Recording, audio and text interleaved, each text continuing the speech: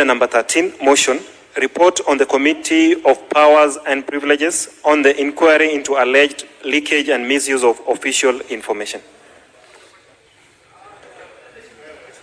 Mover.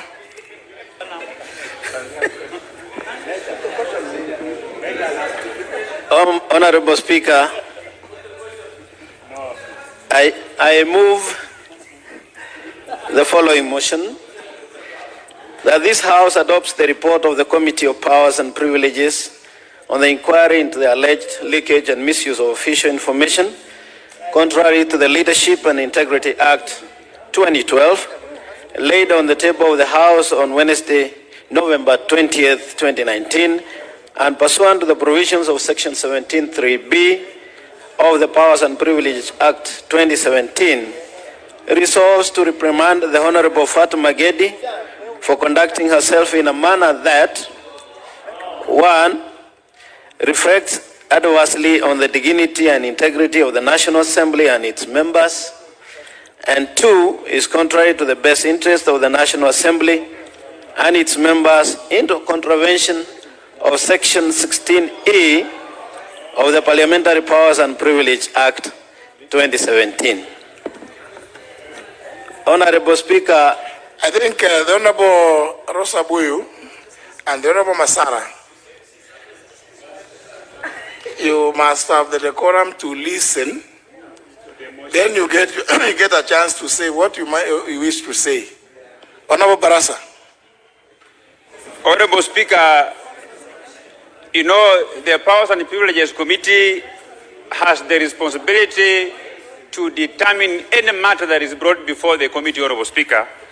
And whatever this committee was investigating was leakage and misuse of public information, Honorable Speaker.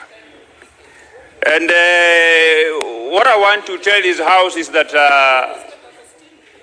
we need to ask ourselves 3 questions. 1 is to whether we had if the letter from DCI to the Clerk of National Assembly was leaked into the media, Honorable Speaker, and the answer is yes. We also need to ask ourselves a second question. Did the Honorable Fatuma Gedi confirm when she appeared before this committee that indeed she is the one who took that letter from an officer of Parliament? And the answer is yes, Honorable Speaker. So what we are doing, Honorable Speaker, is that we must protect the integrity of this House. And to me, Honorable Speaker, protect me. Well, you should protect me from this Gladys Wanga. Why are you making noise? This is Parliament. This is not your house. Honorable Speaker, you should protect me. Yes, you are protected. Honorable Speaker, I will punch this lady who is making noise to me. Don't make noise here. Eh? Honorable Passaris. What are you Honorable Passaris. I can punch you. Honorable Passaris. What are you doing here? Honorable Passaris. Honorable Passaris. Honorable Passaris. Me? For what purpose? For what purpose? For what purpose? What the purpose? You are becoming unruly. Stupid. Why is she?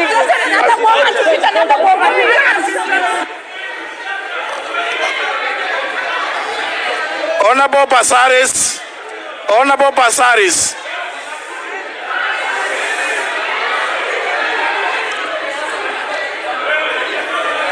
Honorable Passaris.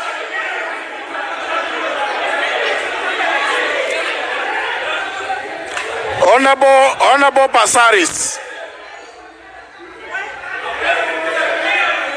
If you are, I will not allow disorder. Get away from me. Get away from me. I have not called you. I'm calling you to stop grimacing at members.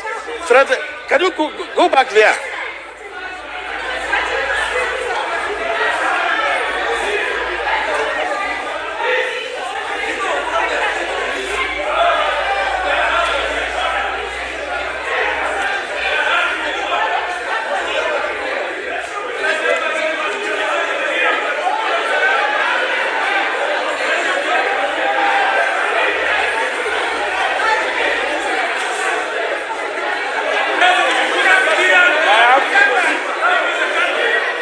Order.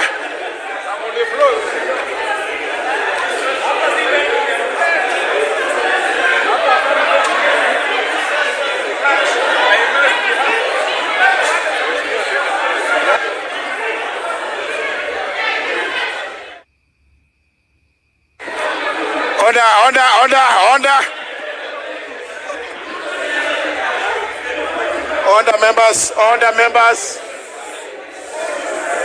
members. Order, take your seats. Take your seats. So let's proceed. Honorable Barasa, you are on your feet.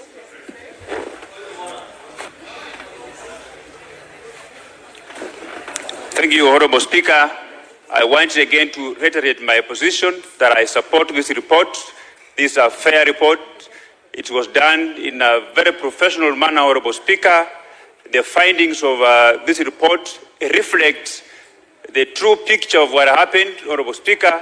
And this is one of the committees that is chaired by the chairman, who's been a person of high standing in legal fraternity, somebody who understands the law, and that this House, we should not behave in a manner that seems to appease our various political formations, Honorable Speaker, but we must debate soberly within the principles of the law, and we should be guided by the facts that were presented before the committee, Honorable Speaker, because, Honorable Speaker, it's very important that the files that are being held in the office of the Clerk of National Assembly must not be made in a way that anybody can just access them to further their own personal interest, Honorable Speaker. This is a report that I've gone through the findings and the recommendations. They are very fair, Honorable Speaker. While the Act gives the powers of this committee, Honorable Speaker, to order a member to vacate his or her seat, but this committee has just recommended that the honorable member to be reprimanded. This is a very fair recommendation, Honorable Speaker. And I want to ask my friends, the members of this House, that let us debate issues with our brains, not with our energy. It is not that every time when you have a disagreement, Honorable Speaker, that we want to sort out your differences by blows, by abuses, Honorable Speaker, but we should restrict ourselves to the facts that are contained in this report, Honorable Speaker. For these very few remarks, I say I support this report. It represents the facts the way they are, Honorable Speaker. And the person whom we were also investigating, Honorable Speaker, appeared before this committee, and indeed she confirmed that she went to Nur, and she, very many times, she coerced that parliamentary staff. She was given the documents. She leaked the documents to the media. This is a fact, Honorable Speaker. And I want to urge my friends in this House to support this report. Today we are looking at this report, Honorable Speaker, but tomorrow we will have another member who will also using unscrupulous means to get documents or reports that will affect each one of us, Honorable Speaker, to get them into the media, Honorable Speaker. What we are doing as a House is not just, we are not just punishing Honorable Fatuma Gedi, but we are sending a warning that nobody has the powers to coerce a parliamentary staff to get access to documents that is not entitled to, Honorable Speaker, and this will also prevent further occurrence of this particular act, Honorable Speaker. So for this very few remarks, Honorable Speaker, I support. Professor Oduor, sorry. Thank you, Mr. Speaker. I have occasion, Mr. Speaker, to look at the standing orders, Mr. Speaker. The very standing orders 107, Mr. Speaker, that you referred to earlier. And Mr. Speaker, I know you're aware that I got a chance to go to Beijing. And Mr. Speaker, next year, we are going to be celebrating 25 years of having all, not only after hosting Nairobi in 1985, but convening in Beijing to name and reject any levels of abuse or violation. Mr. Speaker, in a context where we are in ourselves as a House looking at what we would see to be acts of gross misconduct, Mr. Speaker, I'd like to draw your attention because, Mr. Speaker, I got the impression that you might not have caught it, that the Honorable Didmus Barasa be called upon, Mr. Speaker, to retract and withdraw the comments that he made, which were unparliamentary, because, Mr. Speaker, in the House, we do not have a lady, and Mr. Speaker, there is no way, when I look at the standing orders, that any other member is expected to act in a way that looks like they are showing violence to another one.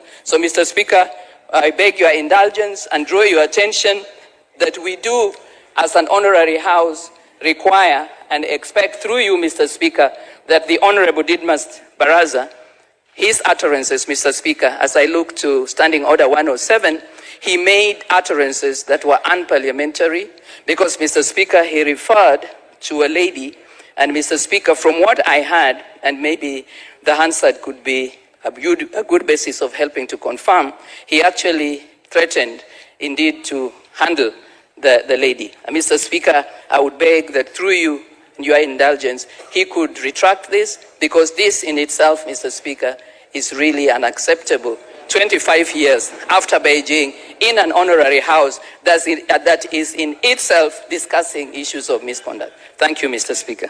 Did you say he said he will handle? What? Punch. He was actually going to punch the lady. And Mr. Speaker, there is no lady, and if there was in our House, Mr. Speaker, we cannot be violent or threaten to be. Thank you. You know, now you do it. Did you, Honorable Barasa, the Honorable Professor says that you threatened to punch? No, Honorable, it's Honorable Gladys and Honorable Rosabuyu wanted to, who are attempting to punch me. I didn't punch him. I can't punch Esther Passaris here. No. I didn't say I want to punch Esther Passaris. I can't punch Esther Passaris, Honorable Speaker. If I didn't beat Honorable Simba Arati, how can I punch Esther Passaris? It's not possible. It's not possible.